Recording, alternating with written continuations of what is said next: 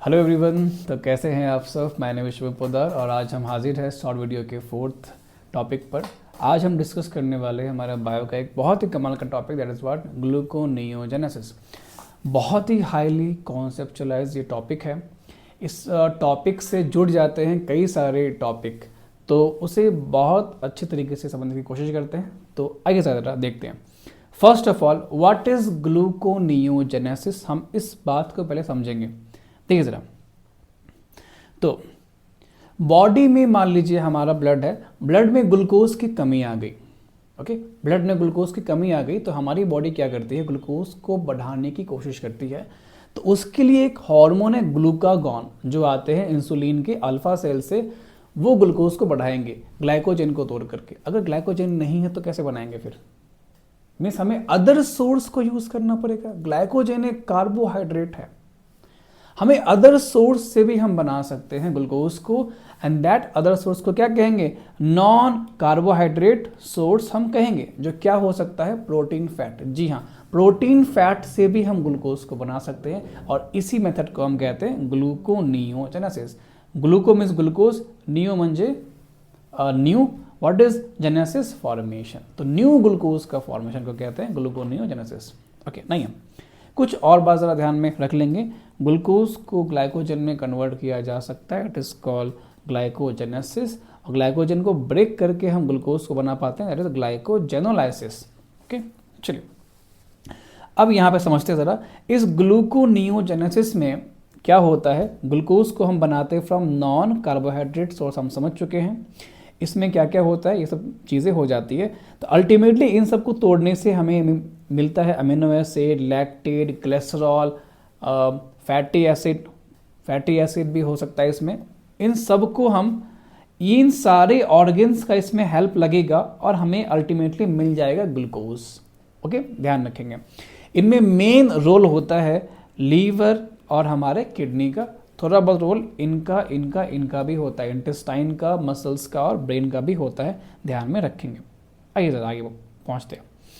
अब ग्लूकोनियोजेनेसिस कैसे होता है। क्लास 11th का चैप्टर है रेस्पिरेशन इन प्लांट्स। वहाँ पर एक चार्ट दे रखा है, काफ़ी सिंपलाइज्ड करके इन्होंने दे रखा है। थोड़ा सा इसको हम बढ़ा करके देखेंगे। देखिए ज़रा, यहाँ से जो प्रोसेस आप देख पा रहे हैं, कहाँ तक, यहाँ तक, ये प्रोसेस होता है साइटोप्लाज्म में। ये प्रोसेस कहाँ होता है, साइटोप्लाज्म में। उसके बाद ये चला जाता है माइटोकॉन्ड्रिया में, और आगे की जो प्रोसेस है, ये प्रोसेस ये होता है माइटोकॉन्ड्रिया के मैट्रिक्स में होता है। क्लियर? यहाँ से बनने का यहाँ तक का प्रोसेस जो है होता है साइटोप्लाज्म में, और यहाँ से यहाँ तक का जो प्रोसेस है वो कहाँ होता है, इन द माइटोकॉन्ड्रिया। मीन्स इसमें दो पार्ट का इन्वॉल्वमेंट है, ये बात समझ जाइए आप। फैटी एसिड जो है वो बनते हैं एसिटाइल कोएंजाइम में।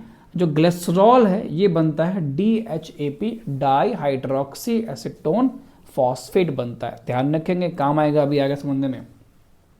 प्रोटीन बनाते हैं अमीनो एसिड। यहाँ पे थोड़ा सा कम दिया हुआ है, मैं थोड़ा सा इसे और इलेबोरेट में कर देता हूँ आपके लिए। मैंने काफ़ी कम दे रखा है। जो हमारा ये अमीनो एसिड्स है, ये कहाँ कहाँ जा सकता है, तो देखिए ज़रा कहाँ कहाँ ये जा सकता है। ये amino acid depending on their structure, ये एसिटाइल कोएंजाइम भी बना सकते हैं। ये क्रेब्स साइकिल में मल्टीपल स्टेप पे जा सकते हैं, मल्टीपल स्टेप पे जा सकते हैं। इस बात को ध्यान रखेंगे, अभी जस्ट वहाँ पहुँचने वाले हैं। क्लियर? और ये चीज़ें रिवर्सिबल होता है, ये चीज़ रिवर्सिबल होता है। ठीक है, सेम ये सारे प्रोसेस रिवर्सिबल होते हैं, ये सारे प्रोसेस रिवर्सिबल होते हैं, ध्यान रखेंगे। चलिए आगे पहुँचते हैं। देखिए ज़रा यहाँ पर, क्या ये वही TCA साइकिल है जो हमने यहाँ पर देखा? क्रेब्स साइकिल को ही कहते हैं TCA cycle. TCA is Krebs cycle. Krebs cycle को हम TCA साइकिल कहते हैं। नाउ आगे ज़रा बात करें, समझते हैं। यहाँ पर हम ये सारे के सारे अमीनो एसिड्स हैं। यहाँ पे जितने भी आप देख पा रहे हैं, these all are amino acids. ये क्या है, अमीनो एसिड्स। ये सब क्या है, these are amino acids, these are amino acids, these are amino acids। तो अलग अलग स्टेज पे वो इन्वॉल्व हो रहे हैं क्रेब्स साइकिल में, और अल्टीमेटली वो क्या बनेंगे, ऑक्सैलो एसीटेट, और यहाँ से वो बन जाएंगे ग्लूकोज। मीन्स हमने क्या किया, हमने अमीनो एसिड से हमने क्या फॉर्म किया,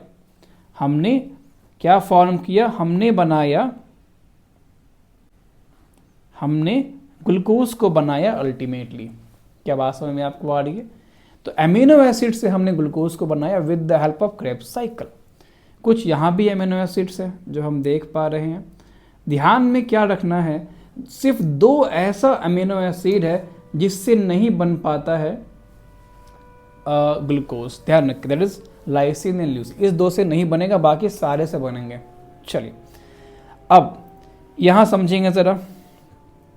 चलिए अब देखिए, हमने अभी देखा अमीनो एसिड का। अब देखिए ज़रा ग्लिसरॉल से कैसे बनेगा। ग्लिसरॉल धाप पे जा रहा था, DHAP, इस पे बन रहा था ग्लिसरॉल, नहीं, फिर ये ग्लूकोज बन जाएगा ऊपर जा कर के। तो इस पाथवे से बन जाएगा। ग्लाइकोलाइसिस का उल्टा पाथवे है ये, ठीक है।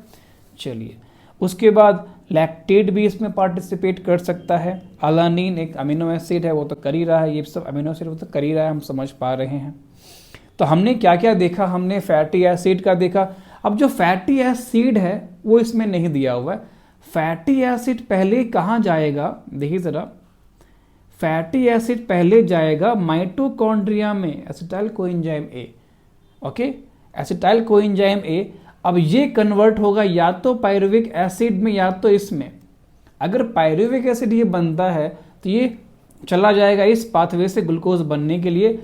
अगर क्रेब्स साइकिल में ये पहुंच जाता है तो डिपेंडिंग अपॉन कौन सा स्टेज में पहुंचा, कौन सा स्टेज में ये पहुंचा, ये यहाँ पहुंचा कि यहाँ पहुंचा कि यहाँ पहुंचा कि ये यहाँ पहुंचा कि यहाँ पहुंचा, उसके हिसाब से ग्लूकोज बनेगा। तो फैटी एसिड को भी हम बना सकते हैं, ग्लिसरॉल को भी हम बना पा रहे हैं, कई सारे एमिनो एसिड से भी हम बना पा रहे हैं, लैक्टेट से भी हम बना पा रहे हैं। आई होप आपको समझ में आया हो कि कैसे हम बना पाते हैं new glucose from non carbohydrate source. अगर आपको ये वीडियो अच्छा लगा है तो वीडियो को आप लाइक करें, चैनल को सब्सक्राइब करें और अपने दोस्तों के साथ शेयर करना ना भूलें। मैं इस पे एक सीरीज़ लेके चल रहा हूँ, शॉर्ट वीडियो सीरीज़ और साथ में लॉन्ग वीडियो सीरीज, जिसमें मैं बायो के सारे लेक्चर्स को मैं कवर करने जा रहा हूँ।